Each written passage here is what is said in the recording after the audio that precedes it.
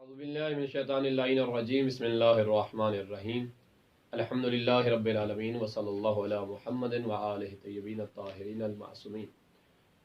अस्सलामु अलैकुम व रहमतुल्लाहि व बरकातहू। या अली मदद अलैहिस्सलातु वस्सलाम। मेरे मुअज़्ज़ज़ सामईन नाज़रीन, मैं आपकी खिदमत में सैयद सकलन हैदर नकवी अन-नजफ़ी सरज़मीन नजफ़ अशरफ से हाज़िर हूँ। आज हम बात करेंगे आने वाली उस अजीम रात की, उस शब की जिसे शब नीम शाबान के नाम से याद किया जाता है।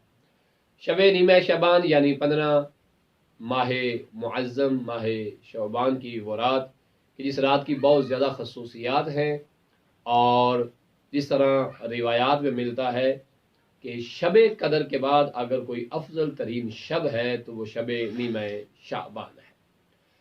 रिवायात का मफहूम बताता है कि मासूम फरमाते हैं कि जिस तरह रसूल करीम सल्लल्लाहु अलैहि वसल्लम के लिए अल्लाह ने शब कदर को करार दिया है, ऐसे ही हम अहले बैत के लिए परवरदिगार ने शब नीम शाबान को करार दिया है। ये रात इस्तग़फ़ार की रात है, ये रात कसरत सलवात की रात है, ये रात मुनाजात और नमाजें पढ़ने की रात है, ये रात अल्लाह को राज़ी करने की रात है।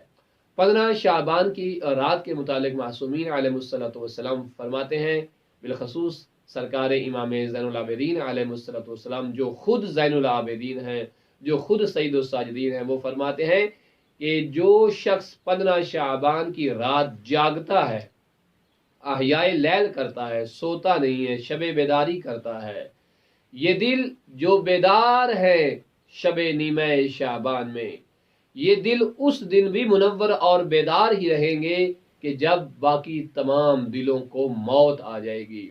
यानी क़यामत वाले दिन जो दिल रोशन और बेदार होंगे वो वही दिल होंगे जो 15 शाबान की रात को बेदार है और परवरदिगार का जिक्र कर रहे हैं, मुनाजात कर रहे हैं, इस्तग़फ़ार जो है वो कर रहे हैं। रिवायात में ये भी मिलता है कि जो शख्स माह शाबान की इस अजीम रात शब नीम शाबान 15 शाबान की रात को जागता है, दीगर आमाल अंजाम देता है, तो रिवायात में है कि अल्लाह सुब्हानहू व तआला की ज़ात ग्रामी खुद कसम खा के कहती है कि मुझे अपनी ज़ात की कसम है कि आज हर साइल के सवाल को पूरा कर दिया जाएगा। आज की रात तौबा करने वाले की तौबा कबूल कर ली जाएगी। आज की रात रिज़्क मांगने वाले को रिज़्क अता कर दिया जाएगा। आज की रात औलाद मांगने वालों को औलाद अता कर दी जाएगी। आज की रात मरीजों को शफा दे दी जाएगी। आज की रात हाजतमंद की हाजत पूरी कर दी जाएगी। गोया कि जो कुछ इंसान आज की रात अपने परवरदिगार से तलब करेगा, इंशाअल्लाह ताला वो ज़ात अजीम, वो ज़ात अजीज इंशाअल्लाह ताला अपने बंदों पे अपना खास लुत्फ करम फरमाएगी और इनकी हाजतों को पूरा कर देगी। तौबा करने वालों की तौबा को कबूल कर लिया जाएगा।